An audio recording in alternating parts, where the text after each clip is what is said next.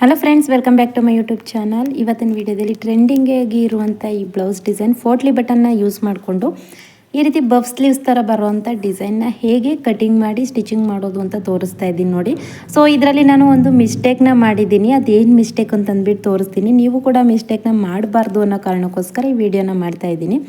So already ನಾನು front ಮತ್ತು back ಎರಡನ್ನೂ ಕೂಡ ರೆಡಿ ಮಾಡಿ ಇಟ್ಕೊಂಡಿದ್ದೀನಿ ನೋಡಿ. ಬ್ಯಾಕ್ ಬಂದು ವಿ ನೆಕ್ಕು, ಫ್ರಂಟ್ ಬಂದು ಪ್ರಿನ್ಸಸ್ ಕಟ್ಟಲ್ಲಿ ಈ ರೀತಿ ಬಾರ್ಡರ್ ಹಾಕಿ ಸ್ಟಿಚ್ ಮಾಡೋದು ಇವಾಗ ಟ್ರೆಂಡಿಂಗ್ ಇದೆ ಅಲ್ವಾ. ಸೊ ಅದನ್ನು ಸ್ಟಿಚ್ ಮಾಡಿದ್ದೀನಿ ನೋಡಿ. ಇವಾಗ ಸ್ಟಾರ್ಟ್ ಮಾಡೋಣ. ನೆಕ್ಸ್ಟ್ ಇದು ಫ್ರಂಟ್ ಮತ್ತು ಬ್ಯಾಕ್ ಎರಡನ್ನೂ ಕೂಡ ರೆಡಿ ಮಾಡಿ ಇಟ್ಕೊಂಡಿದ್ದೀನಿ. ಇವಾಗ ಸ್ಲೀವ್ಸ್ನ ರೆಡಿ ಮಾಡೋದು ಅಷ್ಟೇ.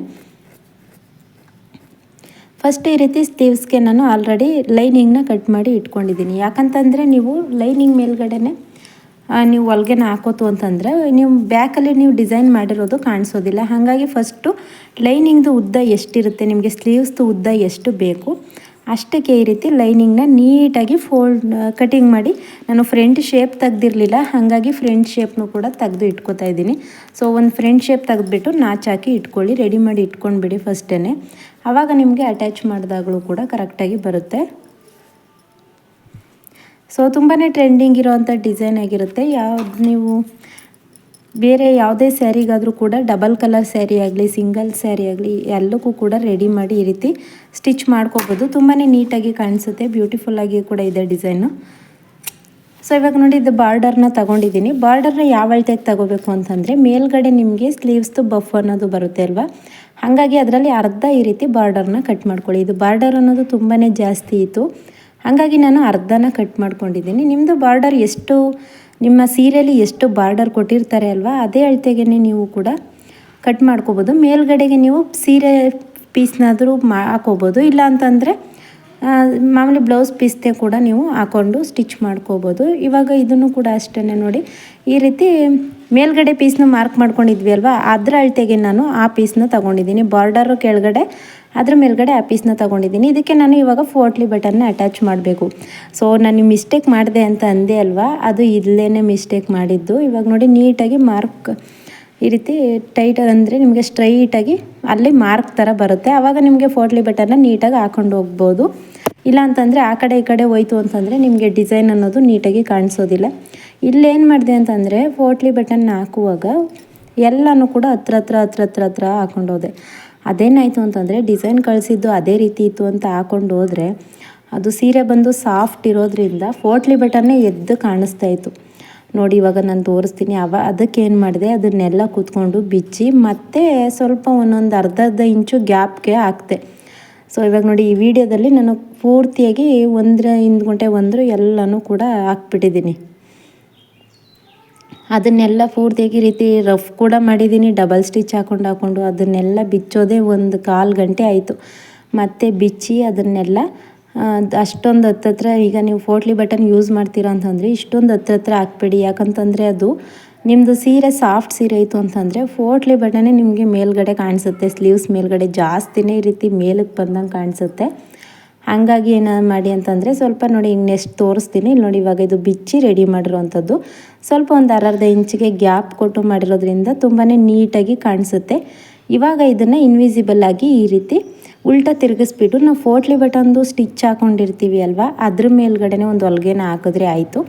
ನಿಮ್ಗೆ ಯಾವುದೇ ರೀತಿ ಎಕ್ಸ್ಟ್ರಾ ಪೀಸ್ ಹಾಕೋಂಥ ಅವಶ್ಯಕತೆ ಕೂಡ ಇರೋದಿಲ್ಲ, ನೀಟಾಗಿ ಬಂದುಬಿಡುತ್ತೆ. ಯಾವುದೇ ರೀತಿ ಟೆನ್ಷನ್ ಕೂಡ ಇರೋದಿಲ್ಲ.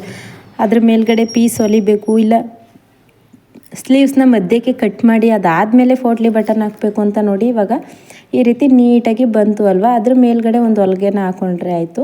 ಮತ್ತು ಪೀಸ್ನ ಕಟ್ ಮಾಡಿ ಹಾಕೋಂಥ ಅವಶ್ಯಕತೆ ಏನು ಇರೋದಿಲ್ಲ. ಸೊ ಈ ರೀತಿ ಡಿಸೈನ್ ಕೊಟ್ಟಾಗ ನೀವು ಕೂಡ ಅಷ್ಟೇ ಮಧ್ಯ ಕಟ್ ಮಾಡಿ ಫೋಟ್ಲಿ ಬಟನ್ ಹಾಕ್ಬೇಕೇನೋ ಅಂತ ಅನಿಸುತ್ತೆ ನೋಡಿದಾಗ. ಬಟ್ ಯಾವುದೇ ರೀತಿ ತೊಂದರೆ ಇಲ್ದೇ ಇದೇ ರೀತಿ ನೀವು ಕೂಡ ಸ್ಟಿಚ್ ಅನ್ನೋದನ್ನು ಮಾಡ್ಕೋಬೋದು. ಇನ್ವಿಸಿಬಲ್ ಆಗಿ ರೆಡಿಯಾಗಿ ಹೋಗುತ್ತೆ ಅದು. ಇವಾಗ ಇದಾದ ನಂತರ ಇವಾಗ ಬಾರ್ಡರ್ ಹತ್ರ ರೆಡಿ ಆಯಿತು ಅಲ್ವಾ. ಇದಾದ ನಂತರ ಇವಾಗ ನಾವು ಮೇಲ್ಗಡೆ ಪಾರ್ಟ್ನ ರೆಡಿ ಮಾಡ್ಕೊಳ್ಳೋಣ. ಸೊ ನೋಡಿ, ಕರೆಕ್ಟ್ ಇದೆಯಾ ಅಂತ ಒಂದು ಸಲ ಚೆಕ್ ಮಾಡ್ಕೋತಾ ಇದ್ದೀನಿ. ಇವಾಗ ಕೆಳಗಡೆ ಅದನ್ನು ಸ್ಟಿಚ್ ಮಾಡಿ ಇಟ್ಕೊಂಡು ಬಿಡೋಣ. ಅದಾದಮೇಲೆ ಇವಾಗ ಮೇಲ್ಗಡೆ ನಾವು ರೆಡಿ ಮಾಡ್ಕೋಬೋದು. ಲೈನಿಂಗ್ನ ನಾನು ಈ ರೀತಿ ಸ್ಟಿಚ್ ಮಾಡಿ ಇಟ್ಕೋತಾ ಇದ್ದೀನಿ. ಸೊ ಸೊ ನೋಡಿ ಈ ರೀತಿ ಉಲ್ಟಾ ತೆಗೆದು ಮೇಲ್ಗಡೆ ಕೂಡ ನೀವು ನಾರ್ಮಲಾಗಿ ಬ್ಲೌಸ್ನ ಲೈನಿಂಗ್ನ ಯಾವ ರೀತಿ ಅಟ್ಯಾಚ್ ಮಾಡ್ತೀರಲ್ವ ಅದೇ ರೀತಿ ಅಟ್ಯಾಚ್ ಮಾಡಿ ಇಟ್ಕೊಳ್ಳಿ ಅಷ್ಟೇ.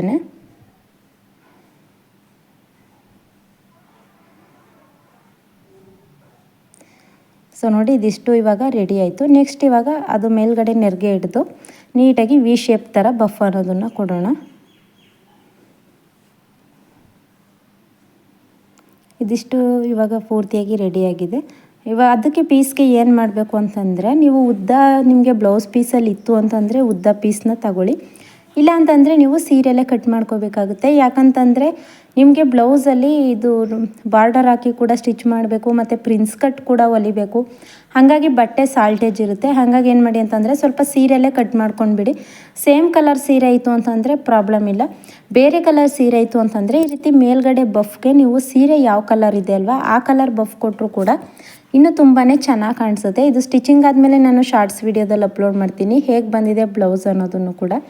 ಸೊ ಈ ರೀತಿ ನೋಡಿ ಫಸ್ಟು ನೆರಿಗೆನ ಇಟ್ಕೊಂಡ್ಬಿಟ್ಟು ಅದೆಲ್ಲನೂ ಕೂಡ ಈ ರೀತಿ ಒಂದು ಕಡೆ ನೀಟಾಗಿ ಇಟ್ಕೊಳ್ಳಿ. ಆವಾಗ ನಿಮಗೆ ವಿ ಶೇಪ್ ಬಫ್ ಅನ್ನೋದು ತುಂಬಾ ಈಸಿಯಾಗಿ ರೆಡಿಯಾಗಿ ಹೋಗುತ್ತೆ.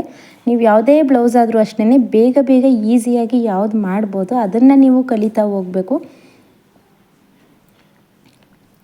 ನೋಡಿ ಇವಾಗ ಇದು ರೆಡಿ ಆಯ್ತಲ್ವ, ಇದನ್ನು ಕೂಡ ಅಷ್ಟೇ ನೀಟಾಗಿ ಅಟ್ಯಾಚ್ ಮಾಡ್ಕೊಳ್ಳೋದು ಅಷ್ಟೇ. ನೋಡಿ ಯಾವುದೇ ರೀತಿ ಪ್ರಾಬ್ಲಮ್ ಇಲ್ಲ. ನಿಮ್ಗೆ ಇನ್ನೂ ನೆರಿಗೆಗಳು ಜಾಸ್ತಿ ಬೇಕು ಅಂತಂದರೆ ಜಾಸ್ತಿ ಕೂಡ ಇಟ್ಕೋಬೋದು. ಇವಾಗ ಇದನ್ನು ಸೀದಾ ಇಟ್ಕೊಳ್ಳಿ. ನಾವು ನೆರಿಗೆ ಹಿಡ್ದಿದ್ವಿ ಅಲ್ವ ಅದು ಮಧ್ಯಕ್ಕೆ ಬರಬೇಕು. ಫೋಟ್ಲಿ ಬಟನ್ ಎಲ್ಲಿ ಬಂದಿತ್ತಲ್ವ ಅಲ್ಲಿಗೆ ಮಧ್ಯಕ್ಕೆ ಬರಬೇಕು. ಆ ರೀತಿ ಇಟ್ಕೊಂಡು ಸ್ಟಿಚ್ ಮಾಡ್ಕೊಳ್ಳಿ. ಇವಾಗ ಎರ್ಜಿಂದ ಕೂಡ ಸ್ಟಿಚ್ ಮಾಡ್ಬೋದು. ಇಲ್ಲ ಅಂತಂದರೆ ನಿಮಗೆ ಕನ್ಫ್ಯೂಸ್ ಇತ್ತು ಅಂತಂದರೆ ನೀವು ಮಧ್ಯದಲ್ಲಿ ಮಾರ್ಕ್ ಮಾಡ್ಕೊಂಡಿದ್ರಿ ಅಲ್ವ ಮಧ್ಯದಲ್ಲಿ ಅಲ್ಲಿಗೇನೆ ಕೂಡ ಸ್ಟಿಚ್ ಮಾಡ್ಕೋಬೋದು. ನಾನು ನಿಮಗೆ ಗೊತ್ತಾಗಲಿ ಬಿಗಿನರ್ಸ್ಗೆ ಅನ್ನೋ ಕಾರಣಕ್ಕೋಸ್ಕರ ಸ್ವಲ್ಪ ನಿಧಾನಕ್ಕೇ ಸ್ಟಿಚ್ ಮಾಡ್ತಾ ಇದ್ದೀನಿ. ಒಬ್ಬೊಬ್ರಿಗೆ ಏನಾಗುತ್ತೆ ಅಂತಂದರೆ ಈ ರೀತಿ ಡಿಸೈನ್ ಎಲ್ಲ ಸ್ಟಿಚ್ ಮಾಡುವಾಗ ಕನ್ಫ್ಯೂಸ್ ಆಗುತ್ತೆ, ಅಯ್ಯೋ ಹೇಗಪ್ಪ ಸ್ಟಿಚ್ ಮಾಡೋದು ಇಷ್ಟೊಂದು ಕಷ್ಟ ಇದೆಯಲ್ಲ ನೋಡೋದಕ್ಕೆ ಅಂತ. ಹಾಗಾಗಿ ನಿಧಾನಕ್ಕೆ ತೋರಿಸ್ಕೊಡ್ತಾ ಇದ್ದೀನಿ. ಆವಾಗ ನಿಮಗೆ ಯಾವುದೇ ರೀತಿ ಡೌಟ್ ಇಲ್ದೇ ನೀವು ಕೂಡ ಎಲ್ಲ ಡಿಸೈನ್ ಬ್ಲೌಸ್ಗಳನ್ನು ಕೂಡ ಸ್ಟಿಚ್ ಮಾಡ್ಬೋದು. ಸೊ ಇಲ್ಲಿ ತನಕ ವಿಡಿಯೋ ನೋಡಿದ್ದೀರಲ್ವ, ಇದಿಷ್ಟು ನಿಮಗೆ ಇಷ್ಟ ಆಯಿತು ಅಂತಂದರೆ ಚಾನಲ್ಗೆ ಬೇಗ ಬೇಗ ಸಬ್ಸ್ಕ್ರೈಬ್ ಮಾಡ್ಕೊಳ್ಳಿ. ನನ್ನ ಚಾನಲ್ನಲ್ಲಿ ಇನ್ನಷ್ಟು ವೀಡಿಯೋಗಳನ್ನ ಅಪ್ಲೋಡ್ ಮಾಡೋದಕ್ಕೆ ನಮಗೂ ಕೂಡ ಮೋಟಿವೇಶನ್ ಸಿಗುತ್ತೆ.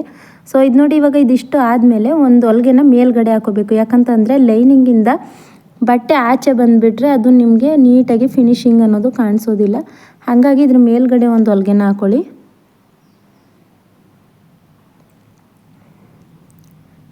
ಇದಾದ ನಂತರ ಸ್ಲೀವ್ಸ್ ಉದ್ದ ನಾವು ಎಷ್ಟು ಕಟ್ ಮಾಡ್ಕೊಂಡಿದ್ವಿ ಅಲ್ವಾ ಅದಕ್ಕೇ ಈ ರೀತಿ ನೀಟಾಗಿ ಇಟ್ಕೊಂಡು ಫಸ್ಟ್ ಅದನ್ನು ಸ್ಟಿಚ್ ಮಾಡ್ಕೊಂಡ್ಬಿಡಿ. ಅದಾದಮೇಲೆ ಆ ಕಡೆ ಈ ಕಡೆ ಎರಡೂ ಸೈಡ್ ಕೂಡ ಸ್ಟಿಚ್ ಅನ್ನೋದನ್ನು ಮಾಡ್ಕೋಬೋದು. ಸೊ ನೋಡಿ ಇಲ್ಲಿ ಮಧ್ಯೆ ಈ ರೀತಿ ಸ್ಟಿಚ್ ಮಾಡ್ಕೊಳ್ಳಿ.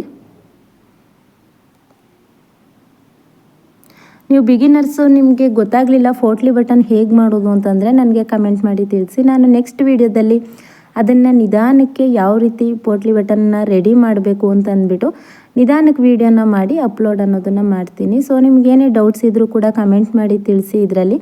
ಹಾಗೆಯೇ ಹೊಸ್ದಾಗಿ ನನ್ನ ಚಾನಲ್ನ ನೋಡ್ತಾ ಇದ್ದೀರಾ ಅಂತಂದರೆ ಪ್ಲೀಸ್ ಚಾನಲ್ಗೆ ಸಬ್ಸ್ಕ್ರೈಬ್ ಮಾಡ್ಕೊಳ್ಳಿ. ಹಾಗೆ ವಿಡಿಯೋ ಇಷ್ಟ ಆಯಿತು ಅಂತಂದರೆ ವಿಡಿಯೋಗೊಂದು ಲೈಕ್ ಮಾಡಿ. ಸೊ ಇದು ನೋಡಿ ಪೂರ್ತಿಯಾಗಿ ರೆಡಿ ಆಯಿತು. ಎಷ್ಟು ನೀಟಾಗಿ ಬಂದಿದೆ ಅಲ್ವಾ. ಡಬಲ್ ಕಲರ್ ಸೀರೆ ಅಂತ ಅಂದರೆ ಮಾತ್ರ ಇನ್ನೂ ತುಂಬಾ ಚೆನ್ನಾಗಿ ಬರುತ್ತೆ. ಸೊ ನೋಡಿ ಈ ರೀತಿ ವೇರ್ ಮಾಡಿದಾಗ ಈ ರೀತಿ ಕಾಣಿಸುತ್ತೆ ನಿಮಗೆ. ಅದು ನೆಕ್ಸ್ಟ್ ಫುಲ್ ರೆಡಿ ಆದಾಗಲೂ ಕೂಡ ವೀಡಿಯೋ ಮಾಡಿ ಅಪ್ಲೋಡ್ ಮಾಡ್ತೀನಿ. Thank you for watching.